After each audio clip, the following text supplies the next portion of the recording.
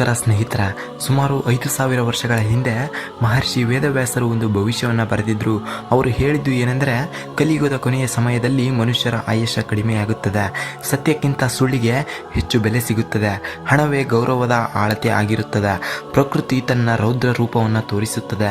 ಇಂದು ನಾವು ನೋಡುತ್ತಿರುವ ಜಗತ್ತು ಇದೇ ರೀತಿ ಆಗಿದೆಯೇ?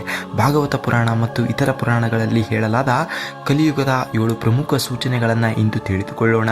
ಈ ವಿಡಿಯೋದ ಕೊನೆಯ ಸೂಚನೆಯನ್ನ ಕೇಳಿದರೆ ನೀವು ಆಶ್ಚರ್ಯಪಡಬಹುದು. ಮೊದಲನೆಯದಾಗಿ, ಹಣವೇ ಗೌರವದ ಮಾನದಂಡವಾಗಿದೆ. ಪುರಾಣಗಳಲ್ಲಿ ಹೇಳಲಾಗಿದೆ, ಯಾರ ಬಳಿ ಹೆಚ್ಚು ಹಣ ಇರುತ್ತದೆ ಅವನೇ ಸಮಾಜದಲ್ಲಿ ಗೌರವ ಪಡೆಯುತ್ತಾನೆ.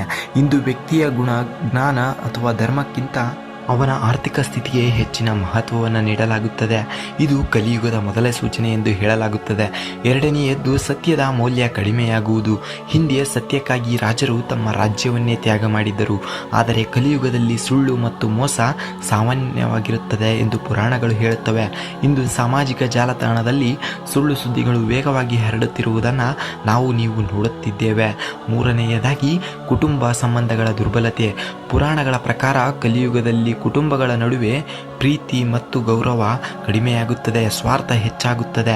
ಇದು ಜಂಟಿ ಕುಟುಂಬಗಳ ಸಂಖ್ಯೆ ಕಡಿಮೆಯಾಗುತ್ತಿರುವುದು ಇದಕ್ಕೆ ಉದಾಹರಣೆ ಎಂದು ಹಲವರು ನಂಬುತ್ತಾರೆ. ನಾಲ್ಕನೇದಾಗಿ, ಪ್ರಕೃತಿಯ ಎಚ್ಚರಿಕೆ.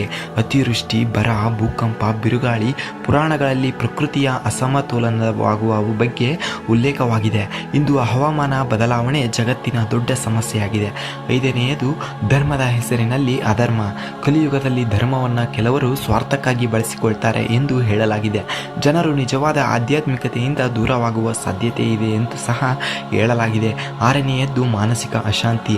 ಸಂಪತ್ತು ಮತ್ತು ಸೌಲಭ್ಯಗಳು ಹೆಚ್ಚಾದರೂ ಮನಸ್ಸಿಗೆ ಶಾಂತಿ ಕಡಿಮೆಯಾಗುತ್ತದೆ. ಇಂದು ಒತ್ತಡ, ಆತಂಕ ಮತ್ತು ಮಾನಸಿಕ ಸಮಸ್ಯೆಗಳು ಹೆಚ್ಚುತ್ತಿರುವುದು ಗಮನಾರ್ಹವಾಗಿದೆ. ಹಾಗೂ ಕೊನೆಯದಾಗಿ, ಕಲ್ಕಿ ಅವತಾರದ ಆಗಮನದ ಮುನ್ಸೂಚನೆ. ಪುರಾಣಗಳ ಪ್ರಕಾರ ಕಲಿಯುಗದ ಅಂತ್ಯದ ಸಮಯದಲ್ಲಿ ವಿಷ್ಣುವಿನ ಕೊನೆಯ ಅವತಾರವಾದ ಕಲ್ಕಿ ಅವತಾರ ಪ್ರತ್ಯಕ್ಷವಾಗ್ತಾರೆ. ಅವರು ಅಧರ್ಮವನ್ನು ನಾಶ ಮಾಡಿ ಹೊಸ ಸತ್ಯಯುಗವನ್ನು ಆರಂಭಿಸುತ್ತಾರೆ ಎಂದು ನಂಬಲಾಗಿದೆ. ಈ ಘಟನೆ ಯಾವಾಗ ನಡೆಯುತ್ತದೆ ಎಂಬುದು ಯಾರಿಗೂ ತಿಳಿದಿಲ್ಲ, ಆದರೆ ಈ ಭವಿಷ್ಯವಾಣಿ ಸಾವಿರಾರು ವರ್ಷಗಳಿಂದ ಜನರಲ್ಲಿ ಕುತೂಹಲ ಮೂಡಿಸುತ್ತಿದೆ. ಹಾಗಾದರೆ ಸ್ನೇಹಿತರೆ, ಈ 7 ಸೂಚನೆಗಳು ನಿಜವಾಗಿಯೂ ಕಲಿಯುಗದ ಲಕ್ಷಣಗಳೇ ಅಥವಾ ಇವು ಕೇವಲ ಯಾದೃಚ್ಛಿಕ ಘಟನೆಗಳೇ? ನಿಮ್ಮ ಅಭಿಪ್ರಾಯವನ್ನು ಕಾಮೆಂಟ್ನಲ್ಲಿ ತಿಳಿಸಿ.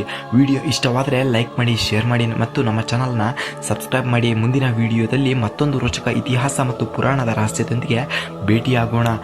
ಧನ್ಯವಾದಗಳು ಸ್ನೇಹಿತರೆ.